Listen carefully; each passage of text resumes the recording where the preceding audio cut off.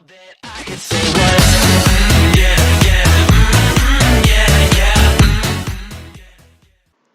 Children, आज हम लोग सीबीएसई ई जोन में क्लास 11th के फाइन आर्ट्स का एलिमेंट्स ऑफ आर्ट का पार्ट 1 करेंगे। अभी हम पहले ही अपने वीडियो में बता चुके हैं कि जब हम फंडामेंटल ऑफ आर्ट करते हैं तो फंडामेंटल ऑफ आर्ट को हम 3 भाग में डाल सकते हैं। पहला होता है लिम्स ऑफ आर्ट, दूसरा है एलिमेंट्स ऑफ आर्ट और तीसरा है प्रिंसिपल्स ऑफ आर्ट। तो लिम्स ऑफ आर्ट हम लोग पहले ही खत्म कर चुके हैं। आज हम लोग करने जा रहे हैं एलिमेंट्स ऑफ आर्ट। लेकिन एलिमेंट्स ऑफ आर्ट को आर्ट का मुझे करीबन 2-3 पार्ट्स बनाने पड़ेंगे क्योंकि थोड़ा लंबा हो रहा था, इसीलिए ये एक पार्ट 1 है जो हम लोग अभी करेंगे। अब जो फंडामेंटल्स ऑफ आर्ट है उसके जो 3 पार्ट्स हैं, 6 लिम्स बोल सकते हैं, एलिमेंट्स और प्रिंसिपल्स। ये सब क्या है? ये एक बिल्डिंग ब्लॉक्स हैं किसी भी आर्ट फॉर्म के। बिल्डिंग ब्लॉक्स क्या होते हैं? जैसे कि हमारा एक शरीर है, वो शरीर हमारा छोटे छोटे सेल से बना हुआ है जो हमारे बिल्डिंग ब्लॉक्स हैं। वैसे ही जो आर्ट फॉर्म है उसको बनाने के लिए इन तीनों चीजों की बहुत जरूरत होती है। अगर आप इन तीनों को अच्छे तरीके से समझ जाएंगे, इनका कैसे इस्तेमाल करना है, तो आप एक बहुत ही अच्छा एक परफेक्ट आर्ट बनाने की आप कोशिश कर सकते हैं।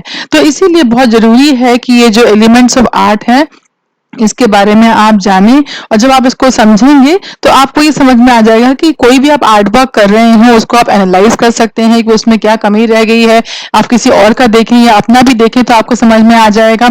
या फिर हमको अगर कोई चीज आप आर्ट फॉर्म देखें और आपको लगे कि मुझे ये बनाना है, तो आपको ये समझ में आ जाएगा कि आप कौन कौन से फंडामेंटल ऑफ आर्ट या एलिमेंट्स ऑफ आर्ट के कौन कौन से चीजों को आप इस्तेमाल करेंगे जिससे कि आप वो जो आर्ट फॉर्म है उसको बना सकते हैं। और आर्ट फॉर्म का मतलब ये नहीं है कि सिर्फ पेंटिंग ही बना रहे हैं। ये जो एलिमेंट्स ऑफ आर्ट हैं वो पेंटिंग के अलावा वो ग्राफिक्स में भी इस्तेमाल होते हैं, स्कल्पचर में भी होते हैं, फोटोग्राफी में भी होते हैं और आर्किटेक्चर में भी वो इस्तेमाल करे जाते हैं। तो हम देखते हैं कि क्या होते हैं आखिर ये 7 एलिमेंट्स। ऐसा कुछ भी नहीं है जो नया हो, ये सब आप जानते हैं। बस आपको ये पता होना चाहिए कि इनको जो हम बोलते हैं इनका क्या नाम है। इनका नाम है 7 एलिमेंट्स। तो कौन कौन से एलिमेंट है? पहला है लाइन, फिर है colour, shape, form, value, space and texture. आप जरूरी नहीं कि आपको इसी सीक्वेंस में लिखना है, आप किसी भी सीक्वेंस में इसको आप लिख सकते हैं जब अगर ये एग्जाम में पूछा जाता है। वैसे तो ये जहां तक हमको समझ में आता है, ये वाला जो एलिमेंट्स ऑफ आर्ट है ये प्योरली आपके अंडरस्टैंडिंग के लिए है, और ये आप जब तक आप इसको समझेंगे नहीं आप आर्ट कर नहीं सकते हैं। इसीलिए ये एकदम डायरेक्ट इस तरह से क्वेश्चन नहीं आएगा कि what are the elements of art. वो आपको कोई आपको कोई पिक्चर दी जाएगी, कोई आपको कंपोजिशन दिया जाएगा, फिर उसमें आपको एक्सपेक्टेड है कि आप ये बताएं कि इसमें कौन कौन से एलिमेंट्स ऑफ आर्ट को इस्तेमाल करा गया है। तो आपको अभी समझ में आ जाएगा कि कौन कौन क्या होते हैं एलिमेंट्स ऑफ का आर्ट। तो आप कोई भी आर्ट फॉर्म देखेंगे, आगे कोई भी आपके जो सिलेबस में जो कंपोजिशंस हैं उनको आप देखकर आप समझ सकते हैं, क्योंकि जब आपको कंपोजिशन का एक्सप्लेनेशन आएगा तो आपको ये 7 एलिमेंट्स ऑफ आर्ट के बारे में जरूर मेंशन करना पड़ेगा। तो जो हम लोगों ने पहला वाला पढ़ा था वो था लाइन। तो एलिमेंट ऑफ आर्ट अब हम लोग करने वाले हैं लाइन। लाइन क्या होती है? अगर हम 2 डॉट्स बनाते हैं, 2 डॉट्स के बीच में हम एक लकीर खींच देते हैं, तो वो जो मार्क होता है, वो जो निशान होता है 2 डॉट्स के बीच में, वो हो जाता है लाइन। लाइन कैसी हो सकती है? लाइन एक स्ट्रेट भी हो सकती है, कर्व भी हो सकती है, हॉरिजॉन्टल मतलब सोती हुई स्लीपिंग लाइन, वर्टिकल जो कि स्टैंडिंग लाइन होती है, डायगोनल भी हो सकती है या फिर डॉटेड भी हो सकती है। लाइन 2 डायमेंशनल भी हो सकती है, 3 डायमेंशनल भी हो सकती है। लाइंस का बहुत ज्यादा मेजर इन्फ्लुएंस होता है किसी भी एलिमेंट ऑफ आर्ट में।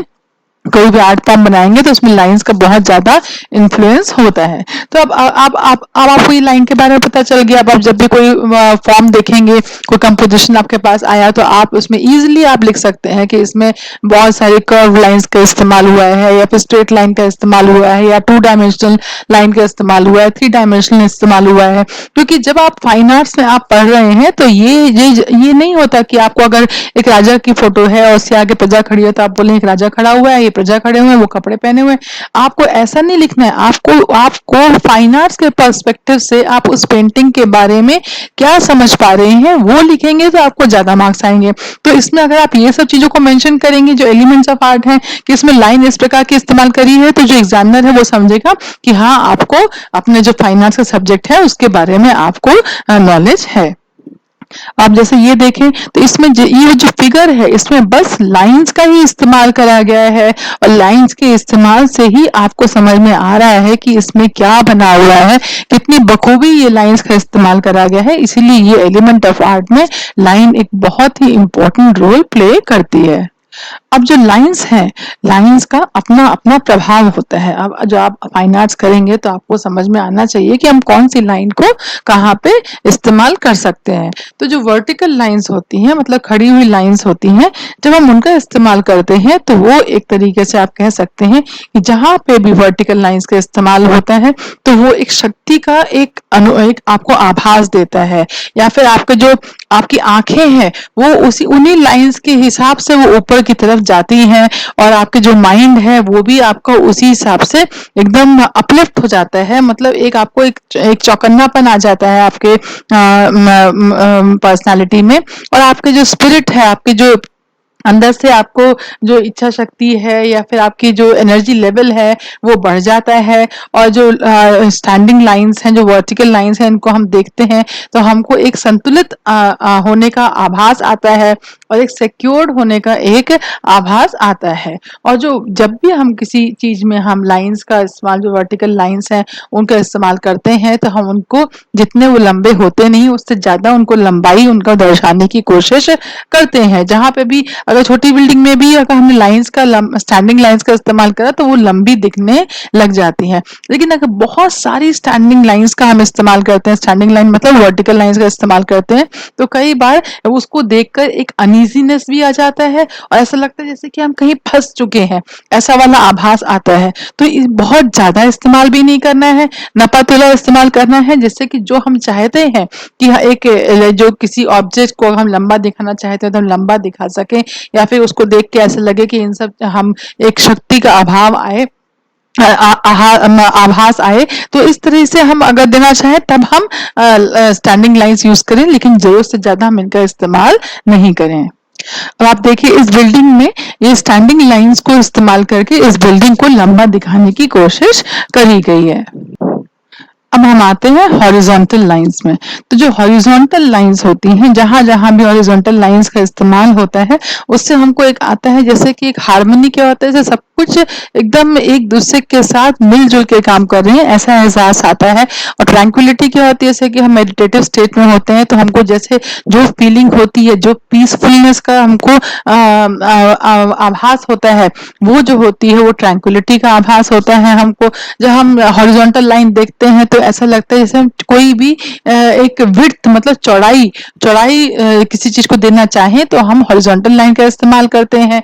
या फिर किसी चीज का अगर हम डिस्टेंस दिखाना चाहते हैं कि कोई चीज एक चीज से दूसरी चीज इतने दूर है तो उसके लिए भी हम हॉरिजॉन्टल लाइन का इस्तेमाल करते हैं।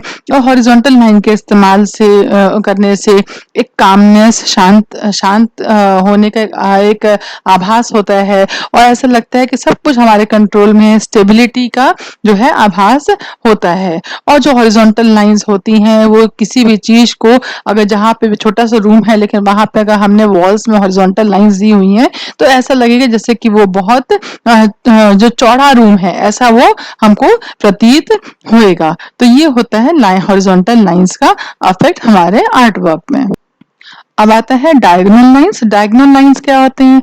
डायगोनल लाइंस होती स्ट्रेट हैं लेकिन वो स्लैंटिंग पोजीशन में अगर जब हम ड्रॉ करते हैं तो हम उसको बोलते हैं कि वो डायगोनल लाइंस हो, किसी भी डायरेक्शन में स्लैंट कर सकती हैं, लेकिन वो हॉरिजॉन्टल मतलब स्लीपिंग नहीं होना चाहिए और वर्टिकल मतलब स्टैंडिंग नहीं होना चाहिए। अदरवाइज वो किसी भी तरीके से अगर स्लैंट कर रही हो तो हम उसको बोलेंगे वो डायगोनल लाइंस हैं।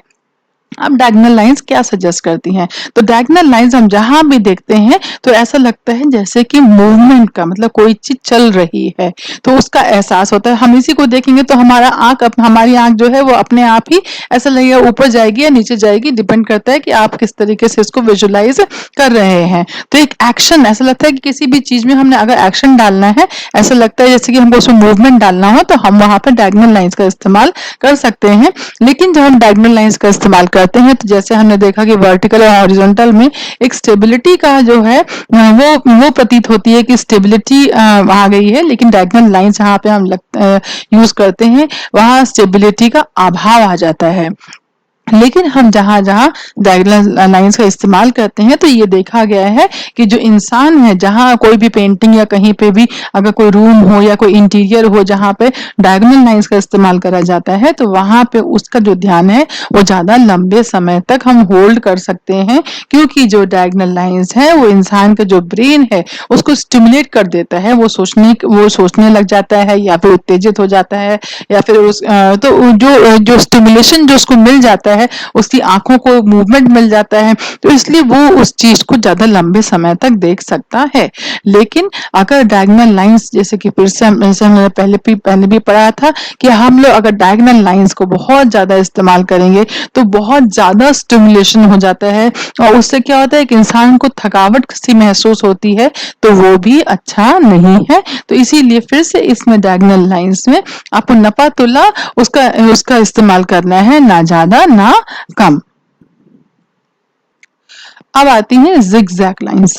तो जिगजैग लाइंस क्या होती हैं? जिगजैग लाइंस वो होती हैं जो कि शार्प टर्न्स बनाती हैं, जो कि यहाँ पे शार्प टर्न है, यहाँ पे शार्प टर्न है, तो शार्प टर्न्स बनाती हैं। लेकिन जो शार्प टर्न्स होते हैं वो ऑल्टरनेट टर्न्स होते हैं, मतलब पहले इस साइड राइट साइड, फिर लेफ्ट साइड, फिर राइट साइड, फिर लेफ्ट साइड।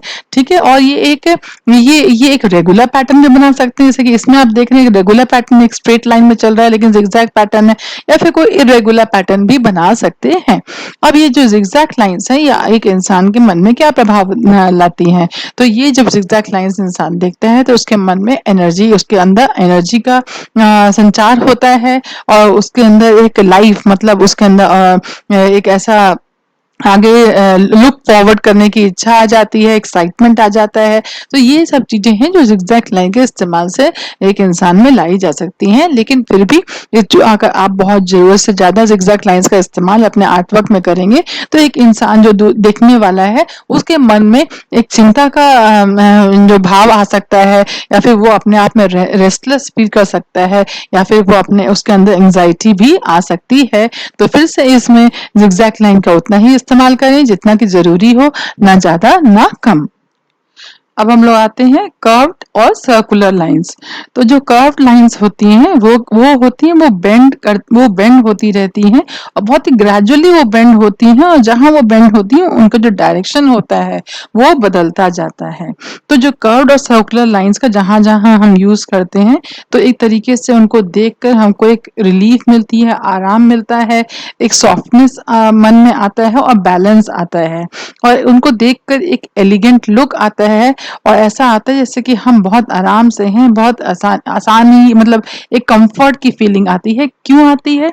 क्योंकि जब भी हम कर्व्ड लाइंस देखते हैं तो हम उसको ह्यूमन जो बॉडी है उससे हम एसोसिएट कर सकते हैं, रिलेट कर सकते हैं, और इसीलिए जब भी हम कर्व लाइंस को देखते हैं तो हमको उसको देख के बहुत अच्छा लगता है, क्योंकि हम उसको अपने जो ह्यूमन बॉडी है उससे उससे हम कहीं ना कहीं वो कर्व लाइंस को हम अपने शरीर में देखते रहते हैं, तो इसलिए हम उससे रिलेट कर पाते हैं। तो जहां पे भी कर्व लाइंस का इस्तेमाल करा जाता है वहां पे एक ऐसा ऐसा लगता है जैसे कि उस जो कोई पेंटिंग हो या रूम हो, वहां पे एक रिदम आ गया हो, और वो जो कर्व लाइंस का जो प्रयोग है वो बहुत ही ग्रेस वो देता है इंसान को। और लेकिन अगर बहुत ज्यादा कर्व लाइंस का इस्तेमाल होता है तो ऐसा लगता है कि जो वो बहुत फेमिनिन हो गया है, मतलब वो ज्यादा गर्लिश लगता है या विमेनली वो लगता है, अगर बहुत ज्यादा कर्व लाइंस का इस्तेमाल कहीं पे किया जाता है।